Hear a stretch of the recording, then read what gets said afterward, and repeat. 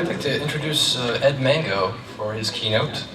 Ed Mango serves as the program manager for the Commercial Crew Program at NASA's Kennedy Space Center in Florida. The Commercial Crew Program is leading NASA's efforts to develop the United States capability for crew transportation and rescue services to and from the International Space Station and low orbit. The outcome of this capability is expected to stimulate and expand the U.S. space transportation industry. So without further ado, I'd like to welcome Ed Mango.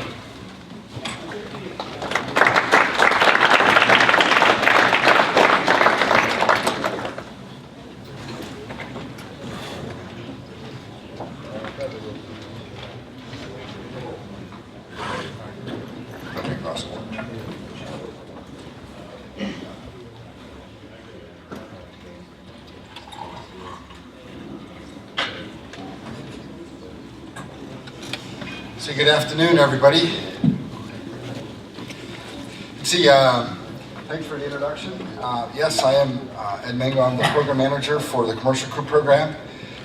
It's NASA's program that is very much trying to figure out how we're going to get back to low Earth orbit with an American-made system to go do that.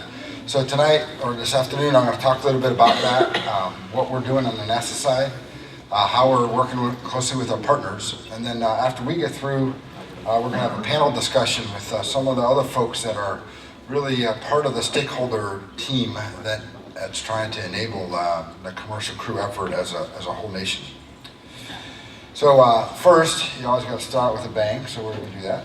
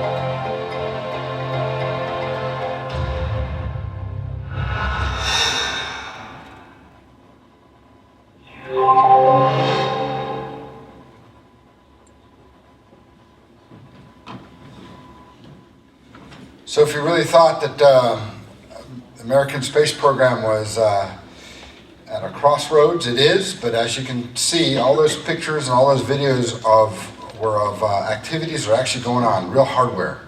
None of those were artist renditions or anything like that. That was real hardware from our 3 partners that we're working with under CCiCAP. See, the Commercial Crew Program is really leading NASA's effort to develop a U.S. capability that is safe, reliable, and cost-effective to get our astronauts to low Earth orbit, as well as really create a business profile that anybody can get to low Earth orbit using US-made vehicles and US-made systems. And so NASA's helping with that. The whole purpose of this is we don't think industry can do it on their own. Human spaceflight has really been a government program through NASA for the last 50 years. We want to transition that to industry. And part of what we want to do is through this commercial crew program. We have a logo, as you can see from the picture. For those of you that have followed NASA, it looks a whole lot similar to the flight crew emblem that they use. That's because we are going to be flying people. We have red, white, and blue, meaning that it's coming from the United States. If you look closely, the way the flight crew pin is, it's a little different than ours, where if you look at ours closely, it's an orbit. It looks like a C for commercial crew. And of course, we have the same star that they do at the top of theirs, which is we're trying to fly crew into low Earth orbit.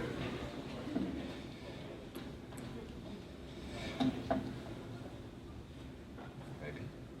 All right, so what is the commercial crew program in reference to the big picture? Well, NASA really has an exploration picture that it has put together. And I think there's been some other discussions over the last day or two here about other portions of the exploration mission. From our standpoint, the exploration mission is really broken down into two pieces. That supports low Earth orbit and that supports beyond low Earth orbit. And earlier, I think today you saw or you heard some folks talking about how we're building an architecture to go beyond low Earth orbit. And it's really a capabilities architecture. Let's build the first piece, make that happen. Then we got to figure out how to make the second piece, and then where we're going to go with that piece. And so that's the capabilities architecture-driven capability. For low Earth orbit, it's all about commercial crew, which is really all about space station. It's all really about space station. Space station is an unbelievable $100 billion laboratory in orbit today that is led by the United States, with a significant partner being Russia and 14 other countries that are participating. It is truly international. And we just spent the last 4 or 5 years putting that space station together, actually since 2000, or 1998, I'm sorry, since 1998. So 12 years of putting it together. And we've had people living on board continuously for more than a decade on board the space station. So you think about what do we do today for space? We are flying to space all the time. And we have humans living on a space station for the last 10 years. Not the same ones, but different ones about every 6 months or so. Those folks need a transportation system to get back and forth. The shuttle was the United States way of doing that. When the shuttle was retired, the next system is the commercial crew system. Otherwise, we have to rely on our partners, the Russians, in order to get our crew to space. In order to go do that, we have to give them money, cash, our tax dollars. So the policy of the United States and the policy of NASA is to go develop a home-based system that is made in America for our American crew and any other crew that wants to fly with us.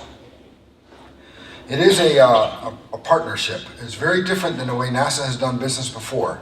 So as a commercial crew program manager, not only was my mission to be a program manager from the classic NASA way, but also to do it way different. And that's really what my team is trying to do, is do things way different. The normal NASA way, or the normal government way, if you've worked with DoD, is there's a contract, and the contractor does whatever the customer, in this case NASA, commercial crew program, would want them to do. We tell them exactly how to make it, exactly all the requirements, exactly all the specifications, and then they go build it and they charge you a price to go build it. And in the end, NASA owns the system, NASA owns the design, NASA operates the system.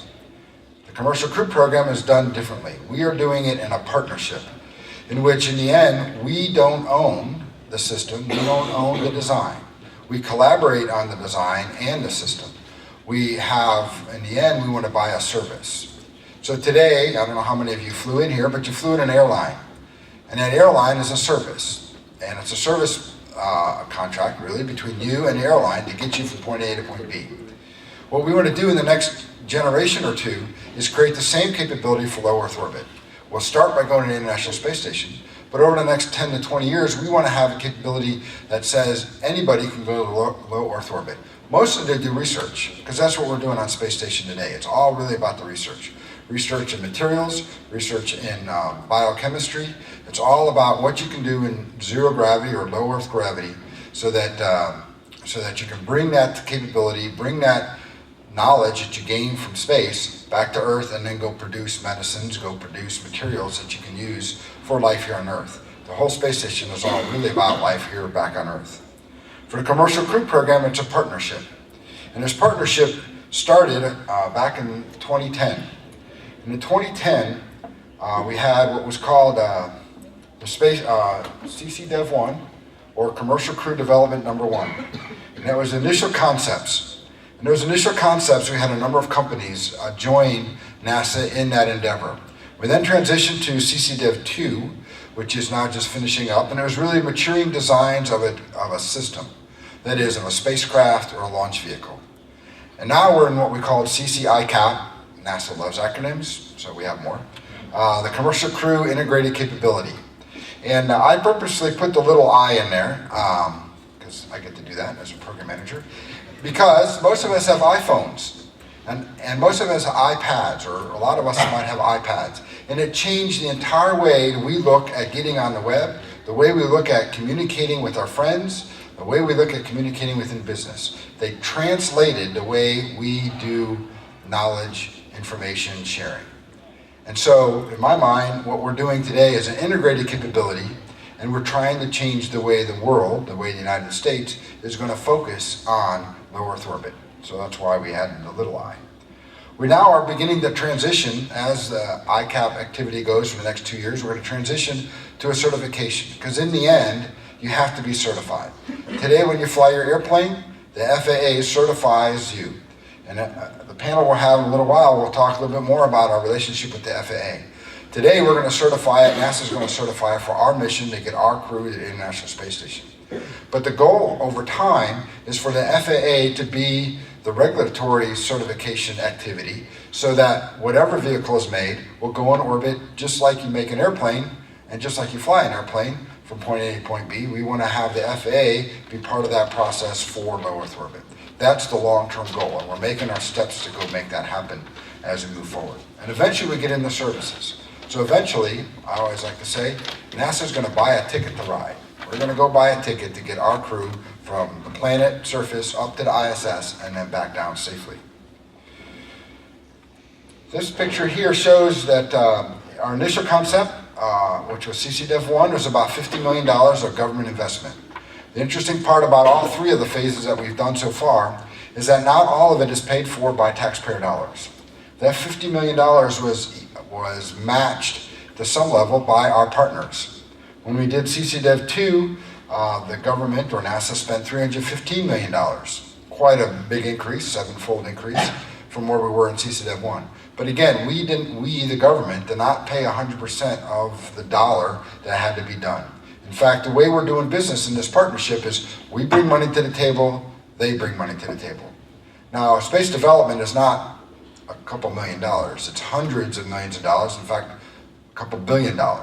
So we know companies don't have a couple $1 billion sitting in cash to go try to compete to win a contract for services with a seat price of roughly $60–70 million. They need help from the government, which is why the government then invests in this activity. It also creates the industry. You know, the whole reason we have airlines today is because of folks that thought airmail was important to be from the government side, and over time we said, you know, really commercial industry can do airmail. And we turned it over to commercial industry, and that budded the idea of moving mail from point A to point B in the United States in the 1920s. A couple of those airlines, or a couple of those carriers that carry mail said, you know, we could put seats in this thing and carry people. And then Charles Lindbergh decided on his own, unbelievable courage in that guy, to say, I'm going to fly across the ocean and prove that an airplane can do it nonstop. And he did it in 1927. Those two events created the airline industry we have today. So there's many times I talk about Lindbergh moments in the space program, and the shuttle had many Lindbergh moments in the space program, such as the Hubble Space Telescope repair, building the International Space Station. And I think you just heard a speech a little while ago about Mir. Imagine what we did when we went to Mir with the shuttle program to begin with, and now on the International Space Station. It's about cooperation, because coming off the planet, I think Mr. Cabana talked yesterday, when you're off the planet looking at the surface, you really can't see borders or barriers between countries. It's all Earth. And so it's good to do things internationally. It's also good to have a leader in an international activity, and that we always want to have be the United States. What we're under now is CCiCAP, and ICAP is $1.1 billion worth of milestone awards that we've given out. The other way that we're working business is, again, in a contract, you count the number of people that are working, how much they make, and that's the check that they get from the government every month, every year, whatever the case is. That's called a cost plus kind of contract, and there's a whole discussion about contracts. What we're doing is pay for performance milestones. We set up criteria for milestones. When a company makes the milestone and makes that criteria successful, and they show NASA that they have done that, then it's stewards of the taxpayer money. We look at that criteria and then we pay them for that milestone. So they can have 5 people working it, or they can have 50,000 people working it. What we pay for is the completion of that milestone. And so it's a different way of doing business and has been quite successful in our development so far. Let me talk about the 3 companies. The first is Boeing.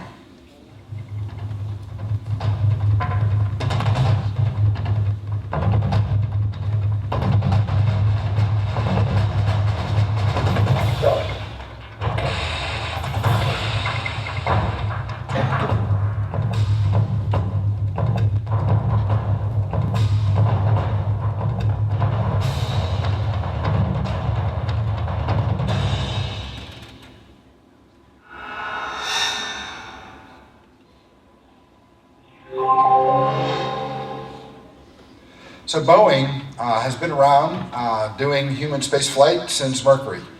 Some of the companies that make up Boeing. Go back to that. Boeing has been around since the Mercury days. They helped make the capsule for Mercury, Gemini, Apollo. They did the space shuttle, or the companies that they work with did those vehicles. So they have the history of human space flight. What they're trying to do is they're going to be flying off an Atlas V rocket, and again, on the panel that we'll have in a little bit, you'll hear some folks from ULA talk about how the rockets that we have flown for many years and what we fly today with commercial satellites and DoD satellites can also be used for flying people, and that's what the Atlas V is all about. Boeing they have what they call a CTS-100. And what they're trying to do is not invent new technologies. They're trying to package the stuff that has worked for the last 50 years into smarter, simpler, more cost-effective methods in order to put it into a package and fly it that way. So when you look at the CTS-100, you say, well, gee, we've already flown Apollo, and maybe that looks like an Apollo capsule. It might look like an Apollo capsule, and those that are aerospace engineers will tell you that that design is actually what you want to fly if you're going to fly a capsule kind of environment. But the insides are totally different than anything according to what Apollo had. It also lands on land, and of course Apollo was not intended to land on land. And so they're doing an awful lot of work in order to get their design down, and that's their focus, is to repackage systems in order to make them more cost effective and more efficient so they can bring the price down for a particular mission. They're doing very well. They think that they can fly between 2016 and 2017. In fact, the goal of the Commercial Crew Program is to have services around the middle of 2017. So all these companies are in the process of doing their detailed design work today, getting to a critical design by the middle of 2014. Lots of engineering talent that has to go into all the work in the next 2 years. And then we'll begin certification efforts with at least one, if not more than one company, in order to get them to a certified state so they can fly our crew. Our second company is Sierra Nevada.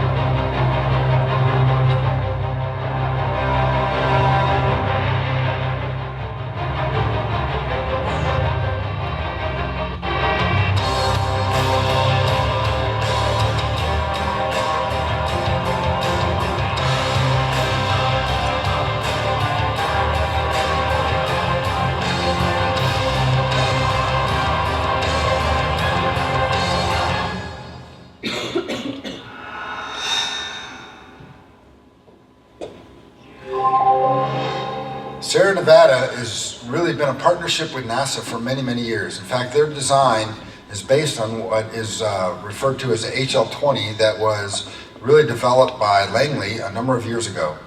Langley got the design for the HL-20 and its concept of a lifting body from something that the Russians were flying in the 1980s, or trying to fly in the 1980s.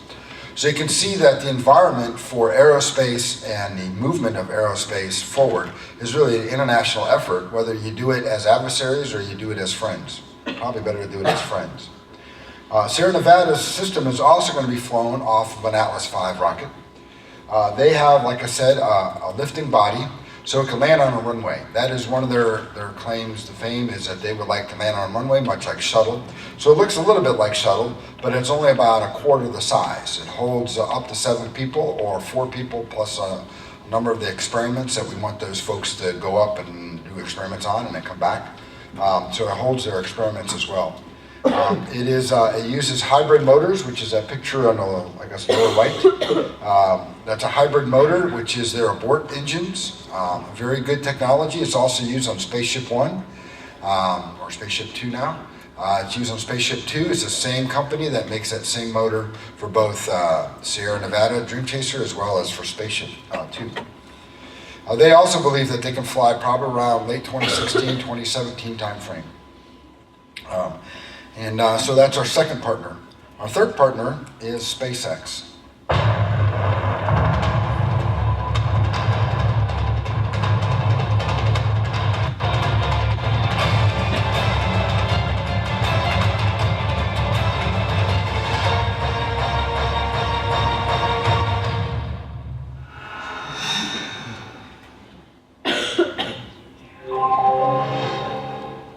Now, SpaceX, like Sierra Nevada, is a privately owned company. SpaceX and their owner really has a dream. And his dream is to go create a commercial system that can carry cargo, people, and eventually figure out how to have a commercial system that can go to Mars. That's pretty cool. Now, Mars is also many decades away. And it probably won't be by a commercial system to begin with because of the technology needed. However, SpaceX is already flying cargo. They were given a system to develop with NASA called COTS a number of years ago, in which they developed a cargo system that now has flown a couple times to the space station, once on its services mission. So at the beginning you saw that circle that we had, or called the Circle of Life. That circle that says, here's the different phases of a program. Well, for COTS, they've already completed that circle totally, and they're now in the services for SpaceX. And SpaceX has been quite successful. Now, you can say, well, SpaceX has had some failures, they've had some growing pains. Well, every vehicle that ever flies, every system that flies, never flies perfect. We are humans. It's humans that are building the system. And so there's mistakes that are made. There's engines that don't fire exactly right. There's orbital problems when it gets near the space station that have to be redone. The good news is that when you have humans in the loop, you can overcome those problems. You can figure out the root cause of those kind of systems, those kind of problems, and move on. And SpaceX is experiencing that today in their cargo system. What they want to do is take that cargo system and their Falcon 9 rocket and basically evolve it to hold people. So just like the airmail system that had airplanes that moved airmail from point A to point B, and some of those airlines like TWA back then said, you know, maybe we should put seats in this airplane and carry people. That is exactly what Elon is thinking about space. And he's doing quite well with it as time goes on. So that's our third company. Now you can say, well, I have 3 companies. You can say, is SpaceX the winner? Is Boeing the winner? Because it's competition. It's all about competition. NASA, which represents U.S. government, which represents you all as taxpayers, or when you all pay taxes after college, you got to think about the fact that we want to reduce the amount of money we want to put into these systems. So competition is how you do that. If you look at competition from the idea of an iPad, a Nook, and a Kindle Fire, now we see huge competition. It was all iPad at one point. Now you have Kindle Fires that are just as popular, if not more popular, as iPads. And because of the Kindle Fire, iPad, or Apple, has gone back and made a mini iPad to compete against the Kindle Fire. It's all about competition. So with these 3 companies, really looking at things differently, but trying to get to the same destination, humans into low Earth orbit. That competition will keep our development costs lower, development costs that we all have to contribute to, and keep our services price much lower. Because if the development is higher, if you all take any business classes, sooner or later you got to get your rate of return based on how much you put into the development, which is another reason why NASA and the taxpayers need to help in this development, because we don't have a rate of return that says we need to have an investment and we get 20% back or 10% back. Our investment, our rate of return is that we have a system that can go fly our crew to the International Space Station and create an industry that can go do business in low Earth orbit. And why do business in low Earth orbit? Again, it's all about research. It's all about what you can do back here on Earth. And as soon as we find out that we can do research like they're doing at the International Space Station today on some of the biomedical activities that they're doing on Space Station to look for vaccines for things like MRSA, and I'm not a doctor, I have no clue what all that is. But I would tell you, the Commercial Crew Program is a transportation system to go make that happen in order to go get access to the laboratories. And once we start doing that, there'll be more laboratories in space. Once you start understanding how we can use these vehicles to go repair satellites, to go service satellites, the industry will come even bigger. It's all about starting the industry so the industry can grow. That's what NASA is all about in the Commercial Crew Program, and that's what we're trying to help our partners with. What does NASA bring to the table? Well, NASA doesn't just bring money. We do bring a lot of money. Again, CCiCAP is about 1.1 billion.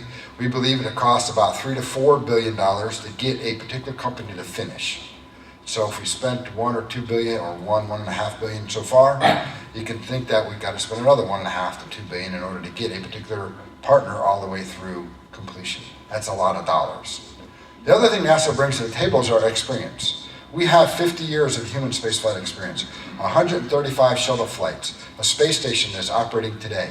All is good. Perfect, and that's what we want to go help them. That's what we want to go help these companies with. But at the same point, these companies are extremely innovative. When you have competition, innovation goes sky high. Just again, look at Apple and Nook and all those other guys. Innovation goes sky high and price comes down. NASA is very good at innovation for things that no one has ever done before. We want these companies to be innovative in how to get the price down, how to get the efficiency up, and how to be innovative in order to get to low Earth orbit. So that's what we bring to the table, is our 50 years of some hard lessons and also our ability to go and give them the knowledge that we have about how to go build spaceships, how to go deal with radiation in space, how to deal with wastewater in space, how to deal with guidance, navigation, control, how to deal with micrometeorites, micrometeorite damage that we've seen in the past, and how do you go control that on a vehicle that you're going to get a random hit sooner or later, and so how do you control it at that point? Those are the kind of things that NASA brings to the table besides our funding. Like I talked about Lindbergh, this entire commercial crew effort, and in fact most of what NASA does, is really all about trying to recreate Lindbergh moments. And I believe by 2016 or so, we will have a couple more Lindbergh moments. And Lindbergh was a citizen. He did not work for the government. He actually financed most of his trip all by himself and with help from others, but certainly on his own. And that's what we're trying to do here. We want to go create Lindbergh moments in which now we have access to low Earth orbit by a system that is owned and operated by a company. That is what we're trying to do. You know, I've been with NASA for many years. Really, I've worked on the space shuttle program since 1981. So I'm at the other end of my career.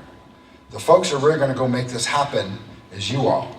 It's you all as you graduate next year or the year after from college. Those who are getting their masters, once you get your masters and you want to get into industry, you're the ones who are going to go make this happen. Because by that point, I'm going to want to go retire. And so, so think about the innovation that you can bring to the table. Think about what you as an individual and you as a group of people can bring to the table in order to go make capability to low Earth orbit, science in low Earth orbit, and even beyond low Earth orbit. How can you all help NASA, help the country go do that? NASA is an agent of the country. We implement space policy. Space policy is made by all the people in Washington, D.C. We as engineers, we as people who like technology and want to work in technology are there to help implement that policy. And so I encourage you all to think about how you want to go help. How do you want to go make these dreams come true? This last picture does have this guy who helped with the Mars mission that landed on Mars a couple months ago. Unbelievable mission. And that was really innovation. How do you go land something as size as a Mini Cooper on Mars and have it operate within hours after it landed? Unbelievable technology, unbelievable dreaming of how to go do something. Anybody can have a dream. The best part about being an engineer is then you make those dreams a reality. And I encourage you all to make your dreams a reality. That's all I had, unless there's questions. Thanks.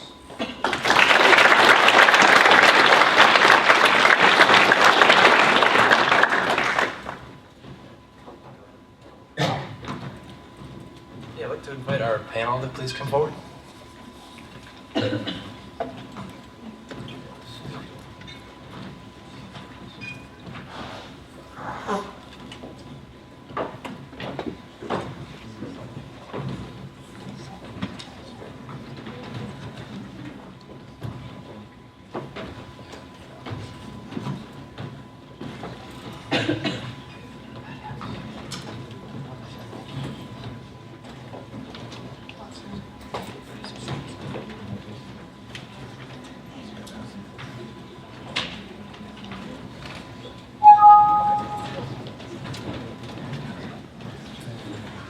All right, I'd like to introduce our panel.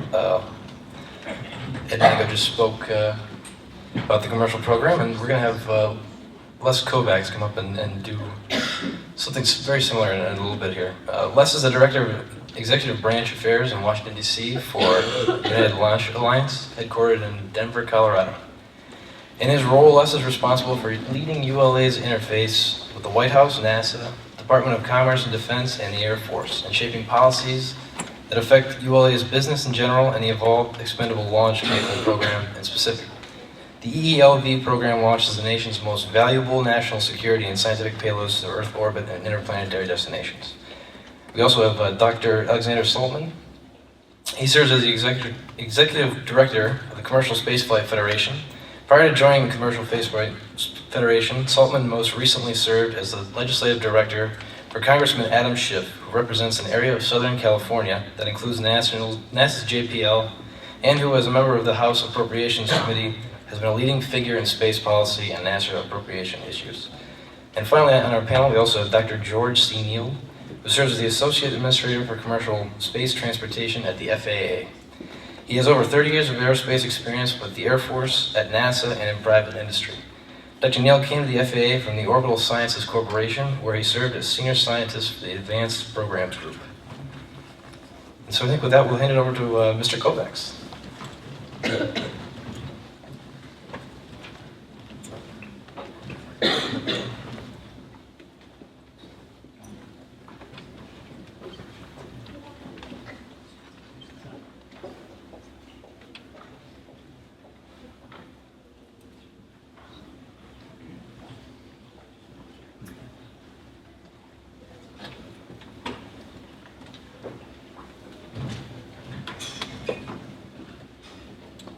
All right, thank you for having me. Pretty distinguished panel. I promised Andrew that I'd warp through these slides because he told me you've got 10 minutes, don't make me come up there and get you. So, all right, so Ed just told you about the program. United Launch Alliance is one of the companies supporting 2 of the 3 folks that are going to be launching payloads in the human launch services category. So we actually directly support CST-100 for Boeing, and we support Sierra Nevada's Dream Chaser space plane. So what we're going to do today is we're going to talk about NASA's vision for exploration, how we fit into that vision, and then, links in now. All right, then we're going to talk about ULA's launch vehicles, how they fit into the big scheme of things, how we're going to help NASA meet that vision. We're then going to talk about how we participate in the human launch services, and then things we're doing with respect to our launch vehicles and the infrastructure to get ready to support these human launch services. And then we're going to take a look at exploration flight test number one of the very first missions we're going to conduct to support the HLS effort. And then we're going to take a look at the schedule on how this is all being driven. And then lastly, I'll show you about a 2-minute video of all the launches that ULA has conducted this year because everybody likes to see smoke and fire.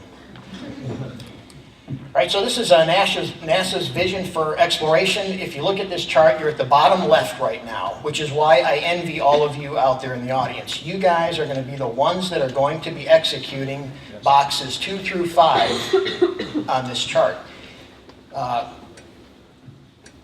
One of the things that NASA has done that's extremely smart is they're staying away from trying to talk about a single destination. You don't hear anybody inside the Beltway saying things like, well, we're going to go to Mars. No, right now what we're doing is we're demonstrating the technologies required to lay the foundation for those types of complex missions in the out years. As soon as you say you're going to go to Mars, it becomes a very easy thing for Congress to look at that as a cash cow, a big ticket item, and you can whack that pretty easily. If you lay out a series of technologies that you want to advance, that's a much more easier thing to defend. So that's what NASA's doing here in the bottom left. We're focusing efforts on near-Earth orbit, low-Earth orbit things, and then incrementally moving out through the solar system to the moon, L1, other destinations, and ultimately beyond the solar system. All right, so these are the launch vehicles that United Launch Alliance has that are going to support this effort. On the far left is Delta II. It can launch about a 4,200-pound payload to low Earth orbit, which equates to a car. And then as you move left to right, you ultimately get to the Delta IV Heavy, which can launch about 29,000 pounds, roughly a school bus, into low Earth orbit. Don't ask me why we picked an elephant to represent the medium class vehicle. It should have been something like a UPS van. So this is how we're going to actually participate. Ed talked to you about the 2 launches in the middle. Those are Dream Chaser and CST-100. On the far left is that exploration flight test. I'll talk to you about that in a minute. That's scheduled for 2014. And then in 2017, the SLS system comes up online. That's on the far right. And we're also supporting that by developing an upper stage for NASA. All right, so this is that upper stage for NASA. It is called the interim cryo propulsion stage. It will be supplemented by things like an emergency detection system that I'm going to talk to you about. There's also a common avionics system there that NASA can take advantage of if they want to do that. But essentially, this is what we're going to do. It'll support launches in 2017 and 2021 for crewed activity. It's a very capable and proven upper stage. All right, so the commercial crew highlights, right now we're sitting there at CCiCAP. These are the things that we've already accomplished. So if you look at the bottom of this chart, you'll see 3 things. One is the avionics on the left-hand side. The center is the dual-engine Centaur. And then we're also doing infrastructure upgrades to the launch pads to enable all of this. All right, so why do we think that we're pretty exceptional at this? Well, because we've launched about 60, well, we have launched 60 rockets. United Launch Alliance, since it was formed in 2006, we've launched 60 vehicles. We have not had a single failure. If you wanted to put your kids and grandkids on a rocket, you would fly them on an Atlas V. That rocket is probably the best launch vehicle in the world, which is why 2 of these competitors have picked us to launch their payloads.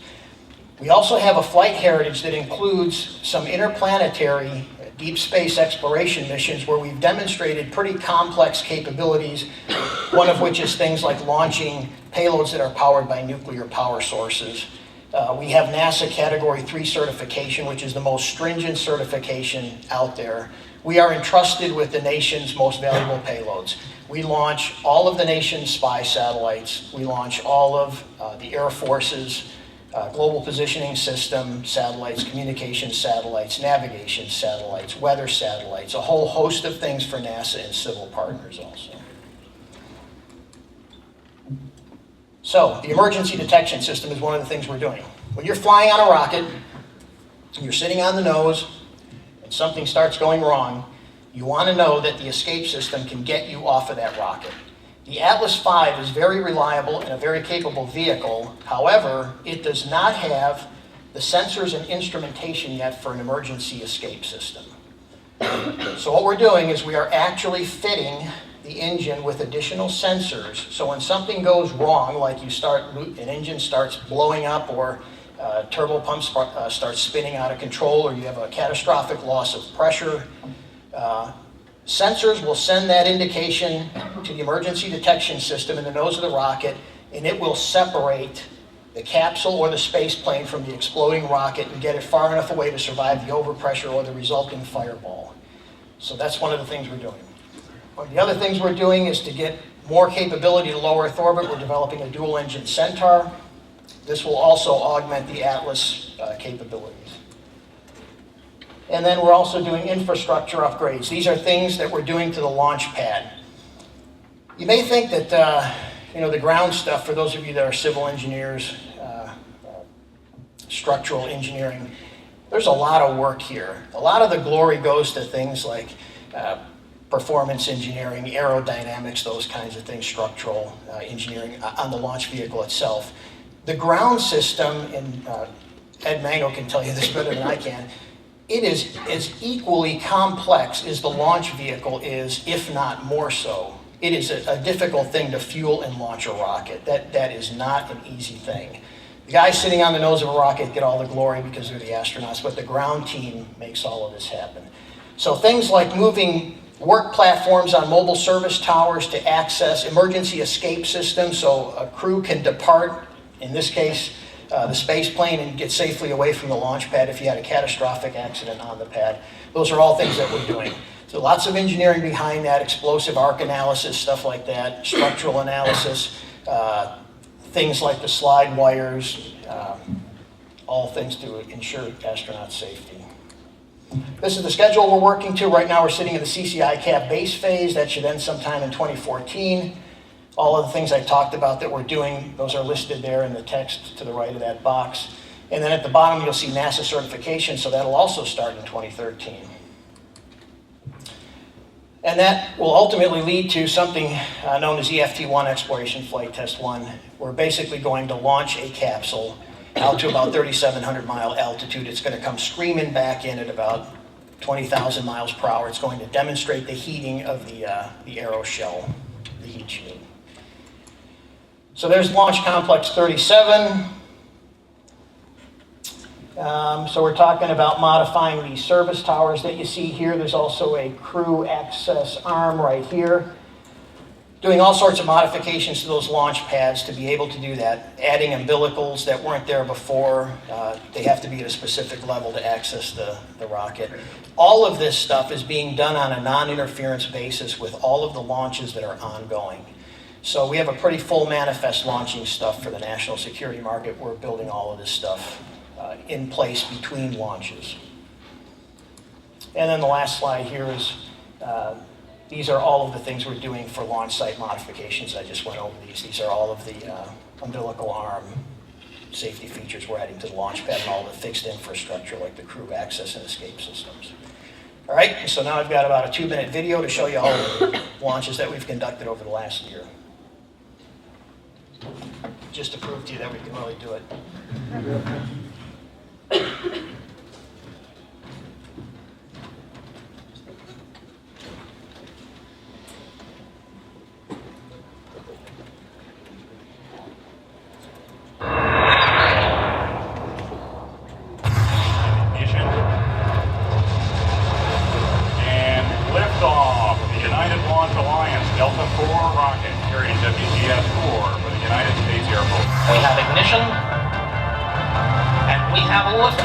Liftoff of the United Launch Alliance Atlas V rocket carrying the first mobile user objective system mission for the United States Navy. Ignition, 1, 0, and liftoff of the United Launch Alliance Delta IV rocket carrying the COTS-D mission for the National Reconnaissance Office.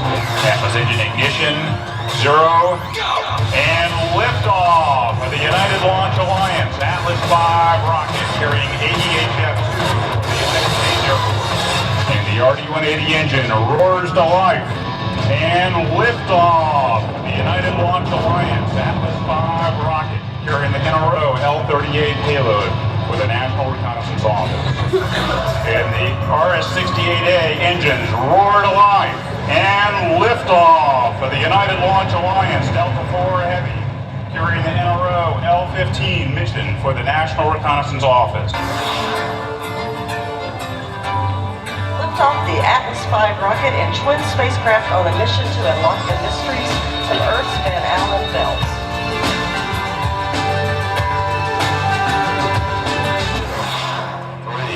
Atlas engine ignition, 1, 0, and liftoff for the United Launch Alliance Atlas V rocket L-36 for the National Reconnaissance Office. We have ignition of the RS-68 main engine to 1, 0, liftoff of the United Launch Alliance Delta IV rocket carrying the GPS 2F3 satellite for the United States Air Force.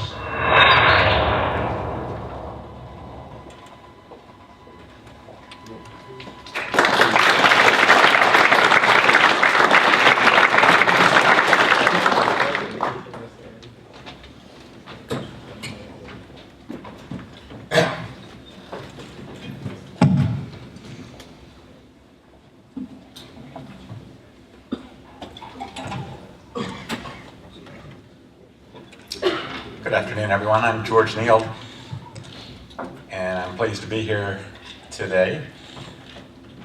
I think Ed and Les did a great job of describing a little bit about the Commercial Crew Program. I'd like to take a look at things from a little bit different perspective, and I'd like to start off my remarks with a prediction. Sometime in the next 10 years or so, we're going to wake up one morning and open up the Washington Post, New York Times, or whatever website we use to keep track of the news on our iPad or smartphones, and all of a sudden, we're going to be feeling stunned and heartbroken and confused and a variety of other very powerful emotions. Because the headlines are going to say something along the lines of, "Lost in space. Astronauts perish during routine trip to space station. Program on hold as engineers scramble to determine likely cause." Now believe me, I'm not looking forward to that happening, but I think it is extremely likely. Now why do I say that? Because space transportation, like all other modes of transportation, involves risk. In 2009, the most recent year for which data is available, 547 people lost their lives in aviation accidents, most of which involved general aviation aircraft. Accidents related to trains and railroad systems killed 695 people. Recreational boating claimed the lives of 736 participants. And on our nation's highways, we experienced 33,868 fatalities involving cars, trucks, buses, and motorcycles.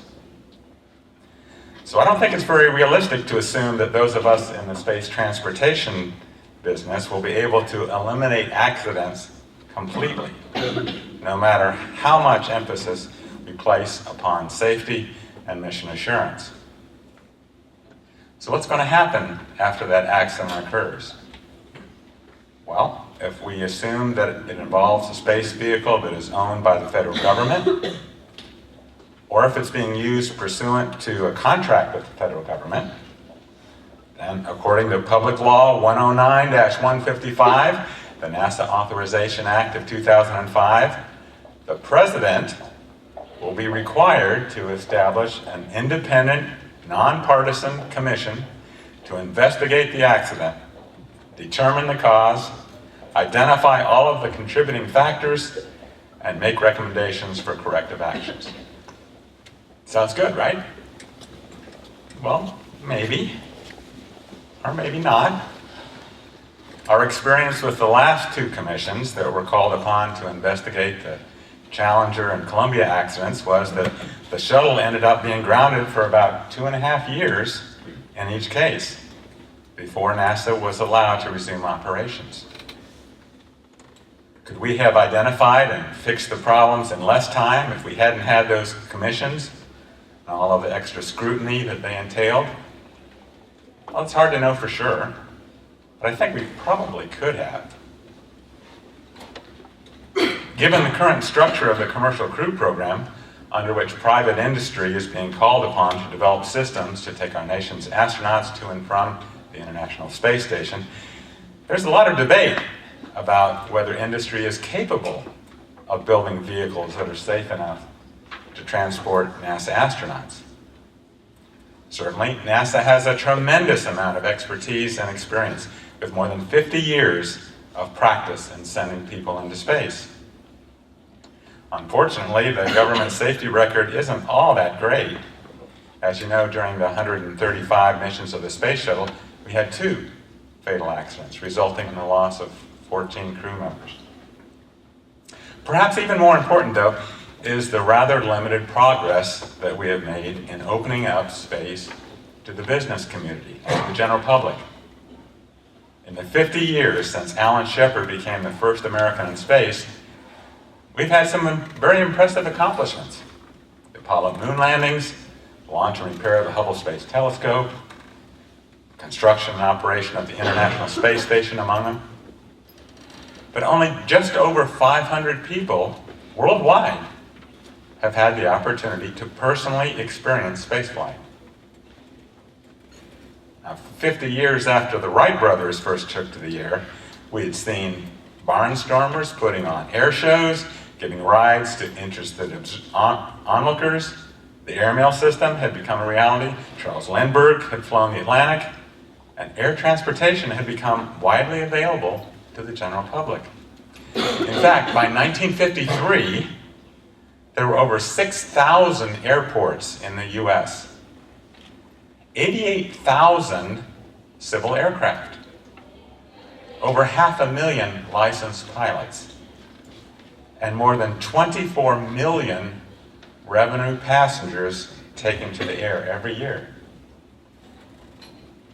Suppose instead that, starting with the Wright brothers, every aircraft had been designed strictly in accordance with government specifications. Every aircraft had been built under a cost-plus government contract. Every pilot and co-pilot had been a government employee. Every airplane flight had been primarily in support of a government mission. And every passenger had been specially selected and trained by the federal government. Do you think there's any possibility that aviation would look like it does today? I sure don't. That's why I am so excited about NASA's Commercial Crew Program. It offers an opportunity to take advantage of the innovation and creativity of American industry in a way that has the potential to be mutually beneficial for both the companies involved and for the government. In fact, if it can achieve its stated goals of the development of safe, reliable, and cost-effective transportation to low Earth orbit, it could enable a significant increase in the opportunity that the general public has to get into space themselves. So those of us at the FAA are working very hard with our NASA partners to try and make this program successful. Last June, NASA and the FAA signed an agreement spelling out how we plan to cooperate on commercial human space flights to the International Space Station. Companies will be required to get an FAA license for those operations to ensure public safety, while NASA will retain responsibility for the safety of its astronauts and for mission assurance. So what do you think will happen if there is an accident, either as part of the Commercial Crew Program or perhaps during one of the flights of the Space Launch System in Orion? Is it mandatory that we have a 2.5 year stand down while we undertake a thorough search for someone to hold responsible for the tragedy? And while we identify all of the changes we need to make so that we can guarantee that we will never have an accident again? I don't think it has to be that way. In fact, I'd like to offer 5 recommendations for your consideration that are intended to help us be more tolerant of the accidents that do occur and that may allow us to find a problem, fix it, and get back to flying as soon as we can. First, we need to do away with the requirement for a presidential commission following accidents that occur during flights conducted under government contract. Although well-intentioned, such a requirement is not only not helpful, it is counterproductive. The threat of a congressional hearing and/or extra help from elected officials looking over the shoulders of our technical experts is likely to discourage the use of non-traditional design features or operational approaches, even if those are the kinds of things we need to be looking at to achieve significantly improved levels of safety and reliability. Second, we need to do a better job of helping our senior political leadership, the news media, and the general public to understand the risks involved in launching rockets. As Congress itself pointed out in the Commercial Space Launch Amendments Act of 2004, spaceflight is inherently risky.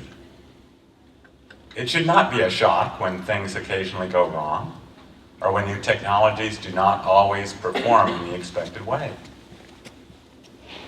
Third, those of us, both in government and in industry, have to be more willing to share information about accidents, incidents, close calls, and lessons learned. The tendency we all have is not to talk about the problems we encounter because it can be embarrassing, or it might give an advantage to a competitor because of the release of what might have been proprietary data. But if we're not willing to share information within the industry, each company is going to have to end up having to learn those lessons the hard way, with lives potentially being lost needlessly by making the same mistakes over and over again, company by company. That's not the way for our industry to grow and mature. Fourth, we need to be open to new technologies and new ways of doing business. If instead, we insist on continuing to use the same design approaches and the same operational techniques that we have always used in the past, then we shouldn't be surprised if we end up continuing to have the same kind of safety record that we have always had in the past, with a fatal accident rate of about 1 in every 100 launches. What we need to be doing is to strive for an accident rate that's about 10,000 times better than that, more like the one we currently have with scheduled airliners, with about 1 fatal accident for every 1,000,000 flights. One great way to do that would be through support for our Center of Excellence for Commercial Space Transportation, which involves students and professors from 9 different universities around the country working on problems that are of interest to both government and to industry. And finally, the government needs to do all we can to enable the development of multiple independent systems capable of taking people to low Earth orbit. Competition not only helps to keep costs down, but in the event of an accident or a complex problem that is uncovered during pre-launch testing, rather than waiting out a lengthy grounding, like we did with the shuttle, we can just use a different rocket or a different spacecraft to get our astronauts back and forth to orbit. So those are some of my thoughts on commercial crew from an FAA perspective. Spaceflight will never be truly routine, but the more we can encourage regular and frequent launches, and the more tolerant we can be of the inevitable problems that we will encounter, the more we're going to learn, and the more rapidly we're going to be able to achieve safe, reliable, and cost-effective space transportation. I look forward to your questions.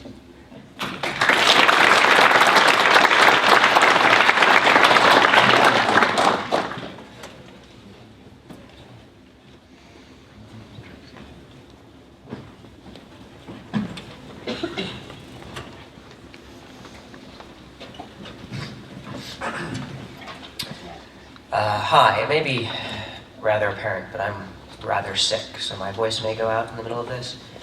I may or may not notice, so let me know if I don't notice. I have with Dr. Neal talking about safety and in the end, the possible death of people flying on spaceships, I'm up here to talk a little bit about the Commercial Spaceflight Federation and then also about the other certainty we have in life, which is gridlock in Congress. So, the Commercial Spaceflight Federation is a trade group for commercial spaceflight companies.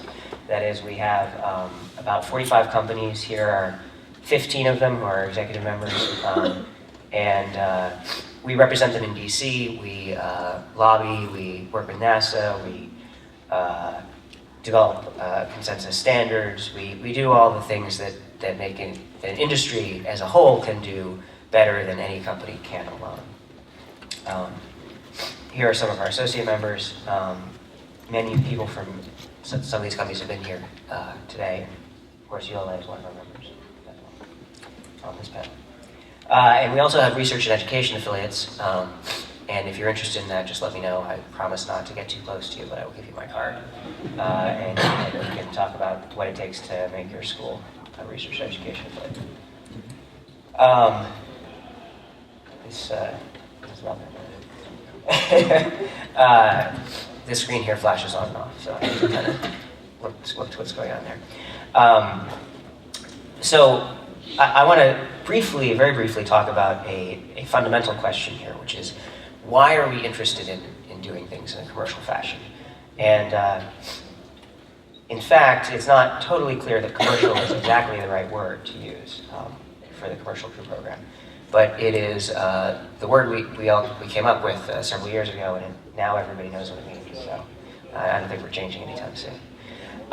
So there are a few characteristics that make it different. One is that it's a staged competition.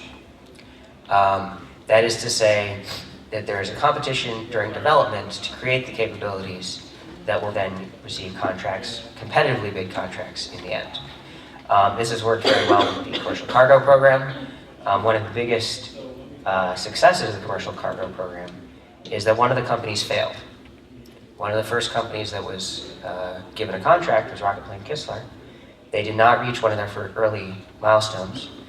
NASA paid for them for the milestones they had reached and then terminated the contract and brought in Orbital to fill in instead.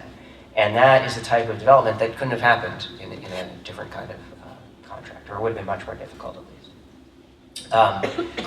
The second thing is that it's a new kind of development relationship between the companies and NASA. This is not. This seems like this is like a question of industrial organization. It seems like a boring question, but in fact, it's quite important because it means that the incentives of the contractors and of NASA are better aligned and are better directed towards the goal that we want in the end, which is a safe, reliable, inexpensive system. Third, an expectation of multiple customers. Now, this is an expectation, it's not a sure thing, but we know that there are markets out there for launch vehicles. In fact, if you don't talk about the crew side, and if you just say, are there multiple customers for the launch vehicles? Well, there already are. The Atlas V launches about 10 times a year, sometimes a bit more.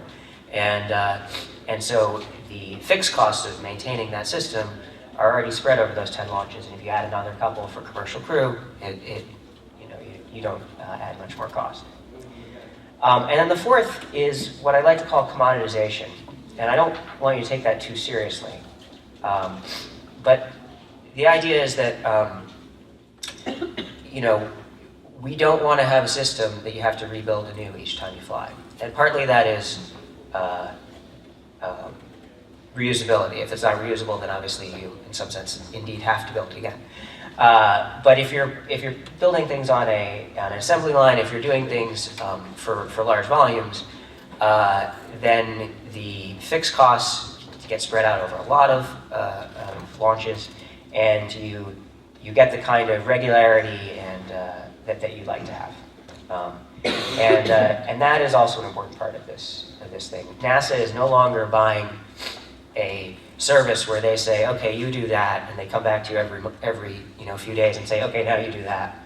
Instead, they're saying, this is what we want, go do it. And then they'll buy it from you.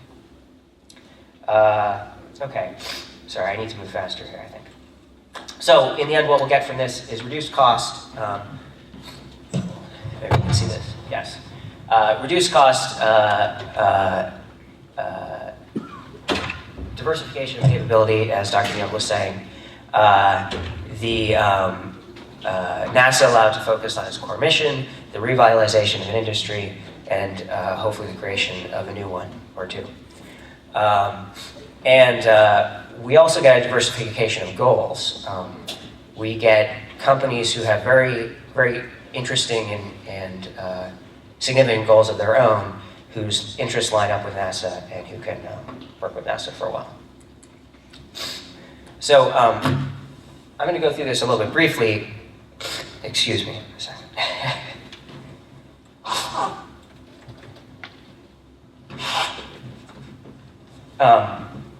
One of my jobs is working with Congress, and so I look at this, the commercial program, and when I think about the commercial program, I think about the companies launching rockets and the folks at NASA making it all work.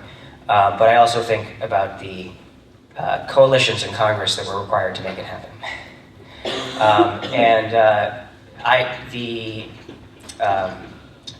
Hold on. So this is this slide is just the sort of history of the actual events that occurred in the development of commercial cargo and crew. However, and it looks relatively regular. There's cargo services, and then a couple years later, there's crew services, and CRS contracts are awarded, and there's awards every year or so.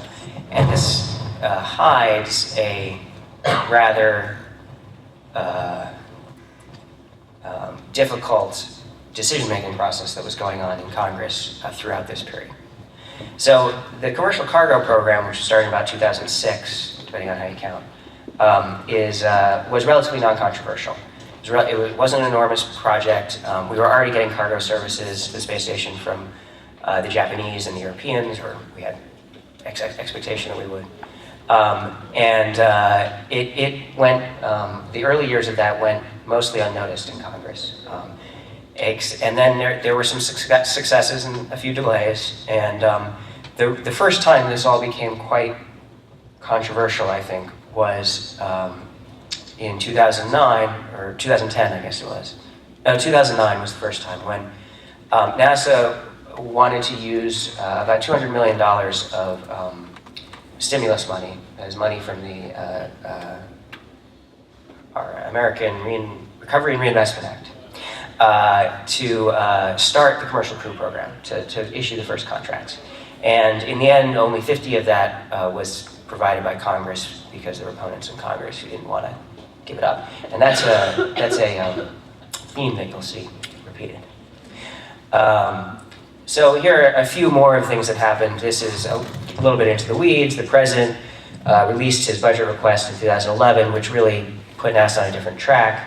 Over that year, NASA, the administration, and Congress came together and came up with a compromise that did some of what the president wanted to do and retained some capabilities as well that other folks wanted. One of the things the president wanted to do was the commercial crew program. And so for the last 2 years or so, and you can see here, the president has requested about $850 million this time for the program, and the Congress has given first 312, then 406, and now 500 or 525, assuming nothing bad happens between now and then. It has been in some ways it seems like the president keeps pushing and Congress keeps saying no, but you'll notice that Congress keeps saying no less and less each time. The amount is going up. And this is at a time when overall spending and spending on the NASA budget is going down. It is very difficult to start a government program in those circumstances. And this is actually a quite a good success to get that kind of growth. That said, we will need to start getting more funds very soon now. So then I'll just say a little bit about the threats for the future and expectations for the future. So in the end, I'll go to the last one first. In the end, all this depends on technical progress in the companies, and they're making some great progress, and it's really exciting to see the testing that they're doing with real equipment and real hardware. And for somebody like me who works in DC, background in science, but who now works in DC, it's great to be able to be sort of the running interference for the guys out there getting their hands dirty, guys and gals out there getting their hands dirty. But there are many questions about what will come in the future funding. We don't know what the president will request. Ed?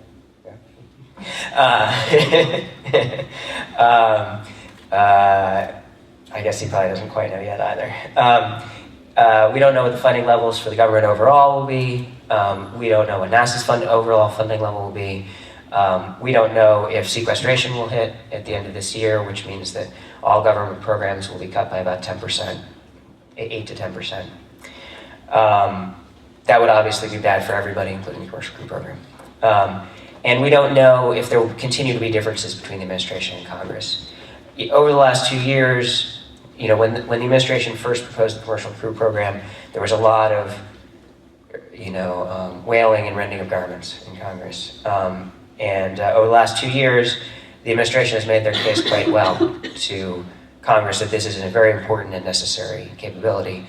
And there are still some people who are not convinced, but there are many, many more, I think, at this point who are. And at this point, it's just a question of finding the money to make it happen.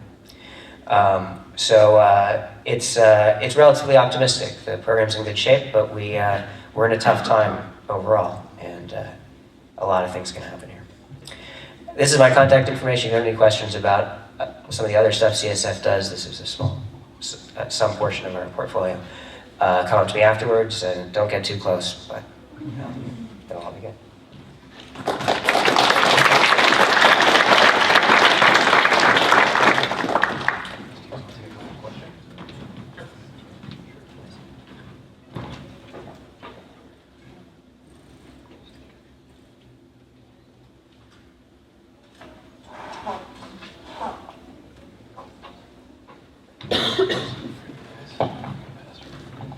Yeah, we have a couple minutes here. We have time for some questions if you guys have anything you'd like to inquire. Ask a question.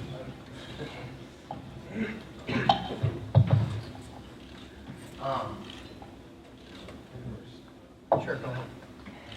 I was just going to ask, maybe you guys speak a little bit more about like the crew. Is that going to be?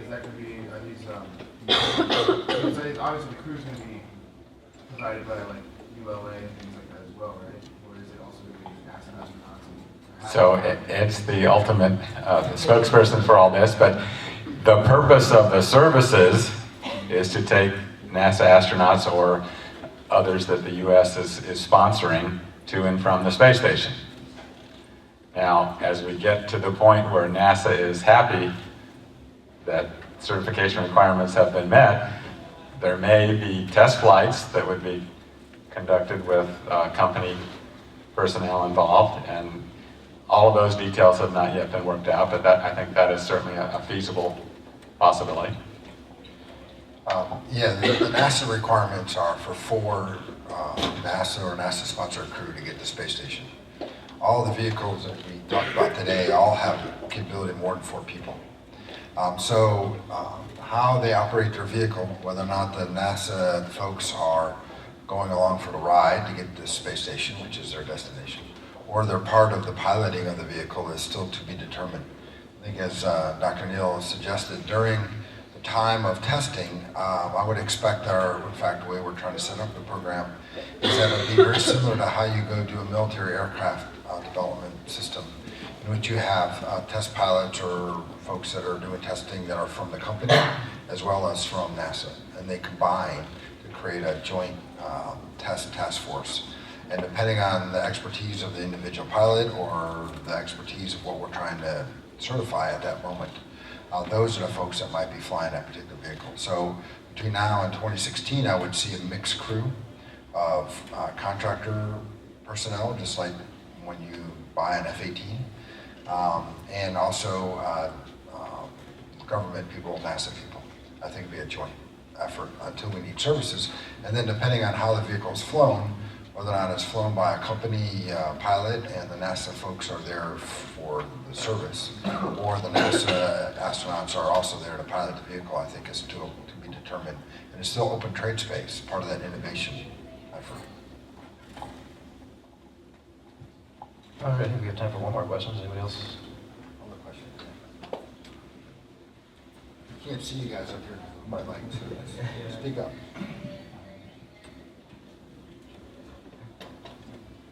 Hello, my name is Stu. I'm from Iowa State, and this question is for Ed. My question is, what is the future for the commercial crew program? As in, once low Earth orbit is developed, is the program going to be extended to, say, like Mars, if humans ever go there? Good question. I'd ask Alex also to say something about this. You know, the reason why the commercial crew program and NASA's pursuing that is because the technology to do low Earth orbit capability is already there. It's a matter of innovating the technology that's there or repackaging it, like I described. And so you can give that over to industry and let them go do it. The harder part is we don't know how to go to Mars today. We have to do a number of technology growth areas in order to figure out how to even go to someplace like Mars or someplace to go drive capabilities-driven architecture. So if that's the case, then those really are government missions. And so I don't expect us to be going to Mars anytime soon with a commercial capability. Maybe generations from now, we'll be going to Mars after the government has done it or international governments have done it, and we might then do something like turning it over. At the same point, there might be some methods of trying to get propulsion or propellants to Earth orbit to go help these vehicles get enough propulsion or energy in order to go to Mars. Those very well might be commercial. So I think the commercial crew program, as a 20 years from now, you look back at it, very well can go create a method by which you can commercialize portions of space, not all of space, but portions that we think industry can go do. So I don't expect that. Yeah, I might have a little bit more freedom to speculate than Ed does. So I won't speak to what NASA is planning to do, but I'll speak to what we as an organization would like NASA to do. I think it is clear with the success of the first two SpaceX launches that the COTS model, which is this development under Space Act agreement with a lot of flexibility and then purchase of services under a regular contract, but a fixed cost contract, has shown some real success. And we are certainly talking to NASA and looking at ideas and ways that we could use that success in the future. Now that's in other arenas. So that said, the areas that I believe are most susceptible to being turned over to private industry are areas where there's a repeatable task.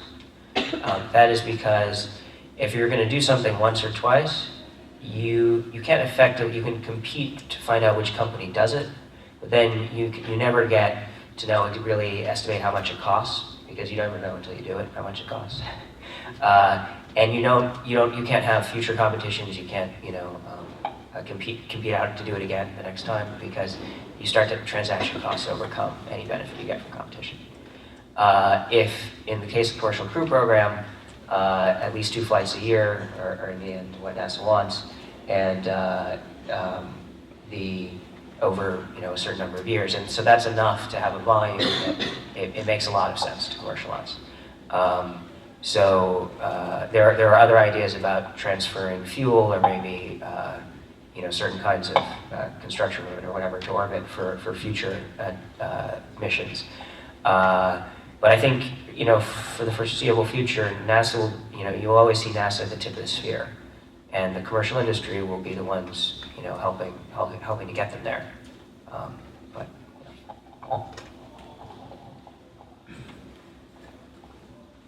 Yes. Yeah, right side. Go ahead. Right, you know, I just want to say I'm with the Society of Satellite Professionals International. I'll be speaking a little bit later today. And I really just want to say to Alex that you are the executive director of an association that should be friends with my executive director. So if you can just Lysol one of your cards, I'd love to have them. Yes, I've actually worked, well, we can talk about it, but yes, I know. All right, we'd love to thank our panel again for their perspective.